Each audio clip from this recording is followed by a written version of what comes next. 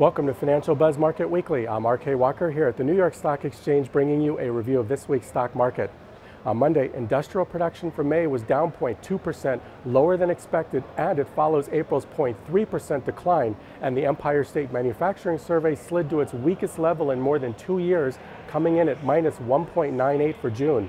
Better news was the housing market index for June, showing sales of new homes increasing 9% to 59 and above analysts' expectations. Talks between Greece and its creditors fell apart over the weekend, and this weighed negatively on markets. Stocks closed the day moderately lower. On Tuesday, housing starts for May dropped 11.1%. However, this was after an extremely strong April report. In addition, building permits increased 11.8%, pointing to continued strength. On Wednesday, the Federal Reserve finished its meeting and decided not to raise interest rates. In addition, they downgraded their economic forecast for the remainder of the year, with unemployment going up slightly and the GDP lower than initially projected. Markets closed slightly higher on the news. On Thursday, the Consumer Price Index for May was up 0.4%, mostly due to more expensive gasoline. Jobless claims for the week ending June 13th were 267,000, down 12,000. Markets soared on a delayed reaction to the Fed's loose monetary policy, and the Nasdaq closed at a record high. On Friday, Greece's 1.5 billion euro debt payment due on June 30th was weighing on investors, and markets opened slightly lower. Now let's take a look at some stocks. BlackBerry Limited made news at the start of the week after rumors surfaced that the company will be implementing Google's Android OS into a new smartphone that the company is developing.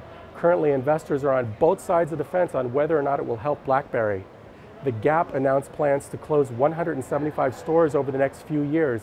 The closures are expected to equate to annual sales losses of almost $300 million, but is expected to be offset by cost savings and Gap's new digital market, which includes improvements to their online and mobile businesses.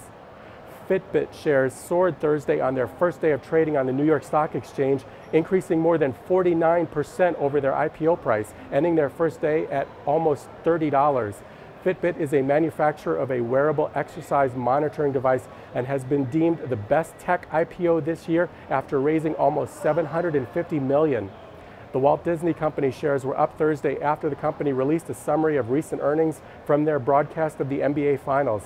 It is estimated that the company will earn almost $224 million for the 6 basketball games during the finals.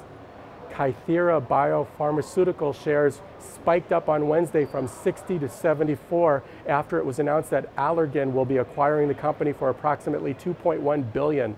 The acquisition is meant to further expand Allergan's cosmetic facial pipeline. This is Financial Buzz Market Weekly. I'm RK Walker, and I'll see you again next week.